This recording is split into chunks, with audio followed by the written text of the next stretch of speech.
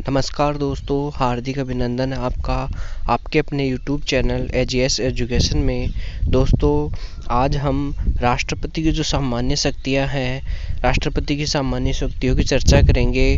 दोस्तों, इसका एक वीडियो मैंने पहले डाल दिया है, तो वो वीडियो देखना आप ना भूलें और यह वीडियो भी अंत तक अवश्य देखें, जिससे कि आपके राष्ट्रपति का जो सामान्य शक्तियों का जो टॉपिक है वो आपको अच्छी तरह से याद हो सके और एग्ज़ाम में आप क्वेश्चन को अच्छे से हल कर सके। इसके लिए दोस्तों आपको दोनों वीडियो को पूरा देखना पड़ेगा दोस्तों। तो आप दोनों वीडियो को पूरा अवश्य देखें दोस्तों। तो आज की वीडियो में हम जो सामान्य शक्तियों की चर्चा कर रहे हैं और ये भाग दूसरा है दोस्तों। तो चलिए दोस्तों स्टार्ट करते हैं आज का वीडियो।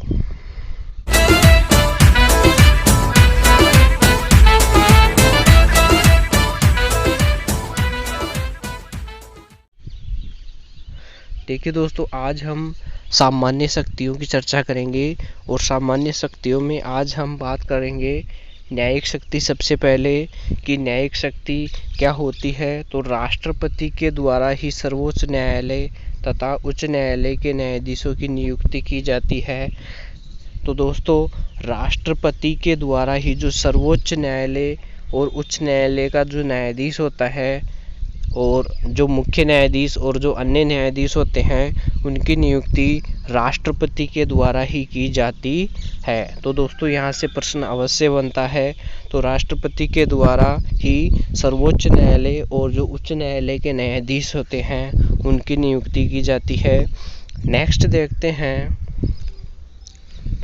आर्टिकल 72 के अंतर्गत राष्ट्रपति किसी भी अपराधी के दंड को क्षमा, प्रविलंब, परिहार, लघुकरण, विराम प्रदान कर सकता है। तो दोस्तों, अनुच्छेद आपको याद रखना है।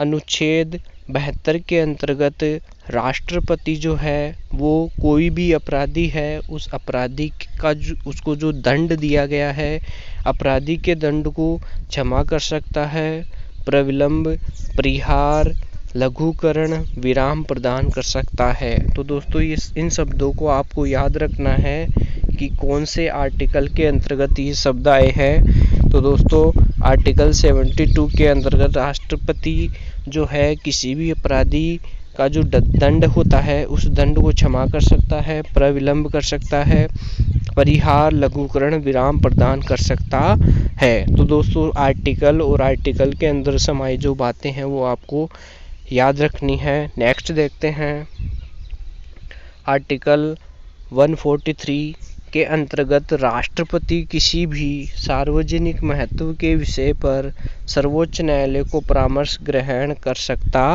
है। तो आर्टिकल 143 के अंतर्गत जो राष्ट्रपति है, राष्ट्रपति किसी भी जो भी सार्वजनिक महत्व का विषय है दोस्तों, उस विषय पर सर्वोच्च न्यायालय से परामर्श ग्रहण कर सकता है। तो दोस्तों, ये जो राष्ट्रपति होते हैं, राष्ट्रपति किसी भी कोई भी अगर सार्वजनिक महत्व का विषय है तो उस पर जो सर्वोच्च न्यायालय होता है, सर्वोच्च न्यायालय से परामर्श ग्रहण कर सकते हैं। तो ये दे रखा है दोस्तों आर्टिकल 143 के अंतर्गत। आर्टिकल और आर्टिकल के अंदर जो बातें हैं वो आपको याद रखनी है। नेक्स्ट देखते हैं, ये तो थी दोस्तों न्यायिक शक्ति। अब देखते हैं वित्तीय शक्ति। राष्ट्रपति के नाम से प्रतिवर्ष बजट प्रस्तुत किया जाता है। तो वित्तीय शक्ति के अंतर्गत देखते हैं दोस्तों कि राष्ट्रपति के नाम से प्रति वर्ष बजट प्रस्तुत किया जाता है। ये आपको याद रखना है। नेक्स्ट देखते हैं, इसी में ही कंटिन्यू करके चलते हैं दोस्तों कि राष्ट्रपति की सहमति से समस्त धन विधेयक लोकसभा में रखे जाते हैं। तो दोस्तों, जो भी धन विधेयक है वो राष्ट्रपति की सहमति से ही, जब राष्ट्रपति सहमति देते हैं तो राष्ट्रपति की सहमति के बाद ही लोकसभा में रखे जाते हैं। आकस्मिक निधि पर राष्ट्रपति का नियंत्रण होता है। दोस्तों, याद रखना है कि आकस्मिक निधि पर किसका नियंत्रण होता है, तो आकस्मिक निधि पर राष्ट्रपति का नियंत्रण होता है। नेक्स्ट देखते हैं, केंद्र तथा राज्यों के मध्य वित्त समीक्षा के लिए तथा उन्हें अनुदान प्रदान करने के लिए राष्ट्रपति के द्वारा प्रत्येक 5 वर्ष पर अनुच्छेद 280 के अंतर्गत वित्त आयोग का गठन किया जाता है। अब दोस्तों देखिए, केंद्र हो चाहे राज्य हो, केंद्र और जो राज्य है इनके मध्य जो वित्त की जो समीक्षा है, वित्त की समीक्षा के लिए तथा उन्हें अनुदान प्रदान करने के लिए, केंद्र तथा राज्यों के मध्य वित्त की समीक्षा के लिए तथा इन दोनों को, केंद्र और राज्यों को अनुदान प्रदान करने के लिए राष्ट्रपति के द्वारा प्रत्येक 5 वर्ष पर अनुच्छेद 280 के अंतर्गत वित्त आयोग का गठन किया जाता है। तो दोस्तों प्रत्येक 5 वर्ष पर किया जाएगा और इसमें आर्टिकल है 280 280 अनुच्छेद के अंतर्गत वित्त आयोग का गठन किया जाता है। दोस्तों नेक्स्ट देखते हैं, सैनिक शक्ति। राष्ट्रपति तीनों सेनाओं का सर्वोच्च सेनापति होता है। तीनों सेनाओं से मतलब है दोस्तों जो हमारी जो तीनों सेना है, जल सेना, थल सेना और वायु सेना, तो तीनों जो सेनाएं हैं, तीनों सेनाओं का सर्वोच्च सेनापति होता है तथा इस कारण वह तीनों सेनाओं के प्रमुखों की नियुक्ति करता है। तो दोस्तों यहाँ से प्रश्न बनता है कि हमारी जो सेनाएं हैं, जल सेना, थल सेना, वायु सेना, तो इन सेनाओं की प्रमुख जो होता है, इन सेनाओं के प्रमुख की नियुक्ति कौन करता है, तो दोस्तों राष्ट्रपति के द्वारा ही तीनों सेनाओं के प्रमुखों की नियुक्ति की जाती है तथा संसद की सहमति से राष्ट्रपति के द्वारा ही युद्ध की घोषणा अथवा भारत की सेना को बाहर भेजा जाता है।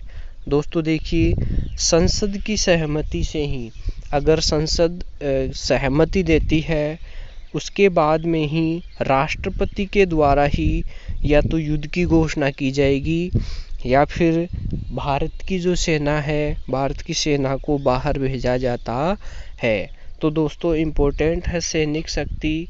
सैनिक शक्ति की हमने चर्चा की है कि जो तीनों सेनाएं हैं, तीनों सेनाओं का सर्वोच्च सेनापति राष्ट्रपति होता है और जो तीनों सेनाएं हैं उनके प्रमुख की नियुक्ति भी राष्ट्रपति के द्वारा ही की जाती है और संसद की सहमति से ही राष्ट्रपति के द्वारा युद्ध की घोषणा की जा सकती है या फिर भारत की सेना को बाहर भेजा जाता है। नेक्स्ट देखते हैं, इसी में ही कंटिन्यू करके चलते हैं दोस्तों। नेक्स्ट जो शक्ति है वो है कूटनीतिक शक्ति। इससे क्या मतलब है दोस्तों, देखिए राजदूतों तथा उच्चायुक्तों की नियुक्ति राष्ट्रपति के द्वारा की जाती है। तो दोस्तों राजदूत और उच्चायुक्त जो होते हैं उनकी नियुक्ति भी राष्ट्रपति के द्वारा ही की जाती है तथा भारत सरकार के द्वारा सभी अंतर्राष्ट्रीय जो संधियां हैं या फिर सम्मेलन हैं उनके राष्ट्रपति के द्वारा ही संपादित किए जाते हैं। कूटनीतिक शक्ति से मतलब समझिए दोस्तों कि राजदूत और जो उच्चायुक्त होते हैं इनकी नियुक्ति राष्ट्रपति के द्वारा ही की जाती है और जो भारत सरकार के द्वारा जो सभी जो अंतर्राष्ट्रीय जो संधियां हैं या सम्मेलन हैं वो राष्ट्रपति के द्वारा ही संपादित किए जाते हैं। नेक्स्ट देखते हैं दोस्तों, राज्यों से संबंधित शक्ति। राज्यों से संबंधित शक्ति की राष्ट्रपति की सहमति से ही संसद के द्वारा नए राज्यों का गठन, नाम तथा सीमाओं में परिवर्तन किया जाता है। ये दोस्तों इम्पोर्टेंट है कि राज्यों से संबंधित शक्ति से बात हो रही है कि राष्ट्रपति की राज्यों से संबंधित क्या है कि राष्ट्रपति की सहमति से ही, अगर राष्ट्रपति सहमति देते हैं तो राष्ट्रपति की सहमति से ही संसद के द्वारा, दोस्तों यहाँ पर देखिए संसद के द्वारा नए राज्यों का गठन किया जा सकता है। नए राज्यों के जो नाम हैं वो रखे जा सकते हैं। सीमाओं में परिवर्तन किया जा सकता है, राज्यों के नाम चेंज किए जा सकते हैं दोस्तों। तो यहाँ से देखिए कि राष्ट्रपति की सहमति से ही संसद के द्वारा राष्ट्रपति सहमति देंगे और जो संसद जो है नए राज्यों का गठन कर सकती है और जो राज्यों के नाम चेंज कर सकती है, सीमाओं में परिवर्तन किया जा सकता है दोस्तों। तो ये इम्पोर्टेंट है जानकारी है दोस्तों। नेक्स्ट देखते हैं वीटो या विशेषाधिकार की शक्ति। वीटो या विशेषाधिकार की शक्ति यह राष्ट्रपति की विधायी शक्ति का अंग है तथा भारतीय राष्ट्रपति संसद द्वारा पारित साधारण विधेयक पर 3 प्रकार के वीटो का प्रयोग कर सकता है। तो दोस्तों वीटो की बात हो रही है, यानी विशेषाधिकार की बात हो रही है यहाँ पर कि राष्ट्रपति की विधायी शक्ति का अंग है, राष्ट्रपति की विधायी शक्ति का अंग है तथा भारतीय जो राष्ट्रपति है, भारतीय राष्ट्रपति संसद द्वारा जो पारित साधारण विधेयक जो होता है उस पर 3 प्रकार के वीटो का प्रयोग कर सकता है। दोस्तों यहाँ पर देखिए संसद द्वारा पारित साधारण विधेयक बात हो रही है दोस्तों, साधारण विधेयक की। तो साधारण विधेयक पर जो राष्ट्रपति है, राष्ट्रपति संसद द्वारा 3 प्रकार के वीटो का प्रयोग कर सकता है। वो 3 प्रकार के वीटो कौन कौन से हैं दोस्तों, नेक्स्ट देखते हैं। पहला जो वीटो है वो है पूर्ण निषेधाधिकार। इसके अंतर्गत राष्ट्रपति विधेयक पर सहमति देने से इनकार कर सकता है। दोस्तों पूर्ण निषेधाधिकार से तात्पर्य है कि जो राष्ट्रपति है, राष्ट्रपति विधेयक पर जो साधारण विधेयक है, साधारण विधेयक की बात हो रही है दोस्तों यहाँ पर कि राष्ट्रपति साधारण विधेयक पर सहमति देने से इनकार कर सकता है। निलंबनकारी निषेधाधिकार, इसके अंतर्गत राष्ट्रपति विधेयक को पुनर्विचार के लिए लौटा सकता है। तो जो राष्ट्रपति है उसको 3 प्रकार के वीटो संसद के द्वारा जो साधारण विधेयक होता है दोस्तों उसमें 3 प्रकार के वीटो का अधिकार प्रदान किया गया है। पहला हमने देखा पूर्ण निषेधाधिकार। तो इसके अंतर्गत जो साधारण विधेयक है, साधारण विधेयक राष्ट्रपति की सहमति देने से इनकार कर सकता है, राष्ट्रपति जो है वो सहमति देने से इनकार कर सकते हैं। दूसरा जो निलंबनकारी है, इसके अंतर्गत राष्ट्रपति जो है विधेयक को पुनर्विचार के लिए लौटा सकता है कि जो विधेयक है साधारण विधेयक इस पर एक बार पुनः विचार किया जाए। नेक्स्ट जो वीटो है, नेक्स्ट वीटो है जेबी निषेधाधिकार। इसके अंतर्गत राष्ट्रपति ना तो विधेयक पर सहमति प्रदान करता है तथा ना ही सहमति देने से इनकार करता है। दोस्तों जेबी यानी जेब से संबंधित आप याद रख सकते हैं कि जो भी साधारण विधेयक है उसको जो राष्ट्रपति है वो जेबी यानी अपने जेब में डाल करके रख सकते हैं।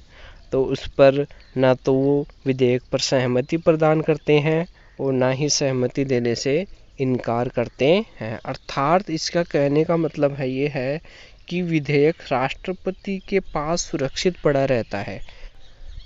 जेबी निषेधाधिकार से दोस्तों मतलब है कि राष्ट्रपति ना तो विधेयक पर सहमति प्रदान करते हैं और न ही सहमति देने से इनकार करते हैं। इनका कहने का मतलब ये है कि विधेयक जो है वो राष्ट्रपति के पास सुरक्षित पड़ा रहता है। नेक्स्ट देखते हैं 1986 में डाकघर विधेयक पर तत्कालीन राष्ट्रपति ज्ञानी जेल सिंह के द्वारा जेबी निषेधाधिकार का प्रयोग किया गया। दोस्तों ये इम्पोर्टेंट है, महत्वपूर्ण है, याद रखिएगा कि 1986 में डाकघर विधेयक की बात हो रही है, याद रखना है।